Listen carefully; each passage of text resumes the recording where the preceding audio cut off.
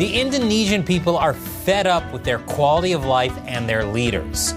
But it's really China that's behind the problems. Welcome to China Uncensored. I'm Chris Chappell. So, things are pretty wild in Indonesia right now. But first, a quick word from today's sponsor, since they're a big part of why I can afford to even make this show. So there's a lot of talk in 2025 about AI taking people's jobs. And it's true. But at the same time, people who learn AI can make more money than they ever could before, often without even having a college degree. That's because these days, nearly every white-collar job today demands AI skills. And people who have AI skills have a much better chance of getting a job or starting a successful business than everyone else. And that's why I've partnered with Outskill, the world's first AI-focused education platform. This weekend, they're holding a 2-day AI mastermind workshop with 16 hours of training taught by expert mentors. During the 2-day live training, you'll learn 10 plus powerful AI tools, prompt engineering to get the best outputs from AI, and how to automate your workflows and build AI products without code. And when you attend, you'll get exclusive bonuses worth $5,100, including a prompt Bible with 3,000 plus high-impact prompts, a roadmap to make an extra $10,000 a month, and a personalized AI toolkit builder. Over 10 million people have attended this training across different industries, and now it's your turn. This training normally costs $895. But I've partnered with Outskill to give away 1,000 free seats exclusively for my viewers. So clear your weekend. The training is this Saturday and Sunday from 10 a.m. to 7 p.m. on both days. You will learn so much you can do with AI you wish you'd attended the last time I told you about it. So scan the QR code or click the link below. And now, welcome to Indonesia, a land of stunning natural beauty, breathtaking architecture, and currently, massive riots! As well as the capital, protests have been held in Jawa Barat, Surakarta, Bandung, Lombok, and Medan.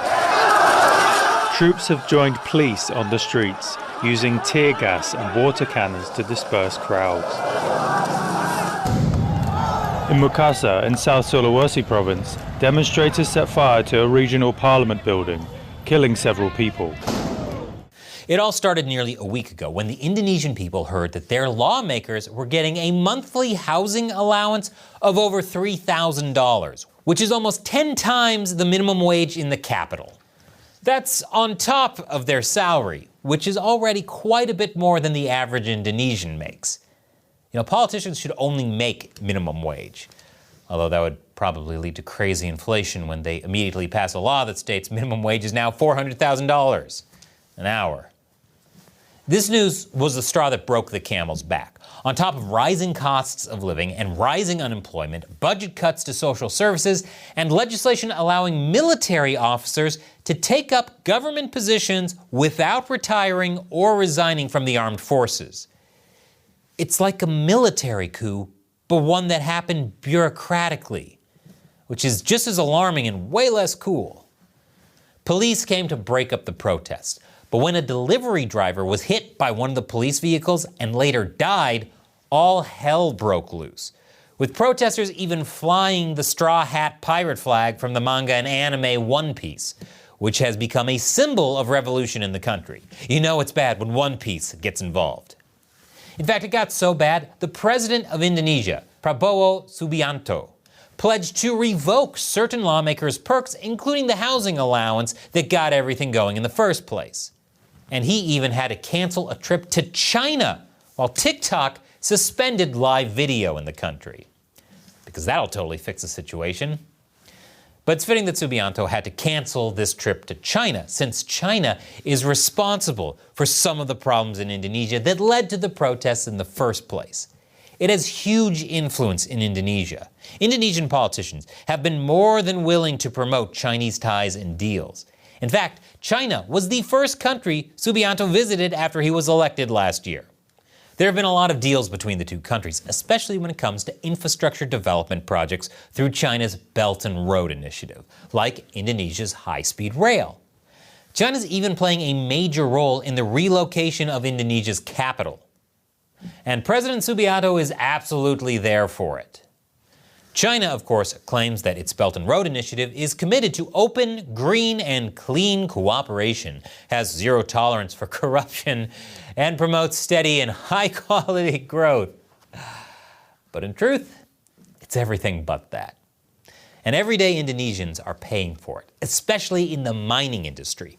According to the Center of Economics and Law Studies, or CELIOS, Chinese projects have been linked to widespread deforestation, coastal mangrove destruction, and significant water and soil contamination from smelter waste and tailings. So when China says these are green projects, they must mean the color your insides will turn if you drink any of the water in these areas. This is especially a problem in Indonesia's nickel mines. Indonesia has a lot of nickel mines, and I mean a lot, most of which belong to Chinese firms.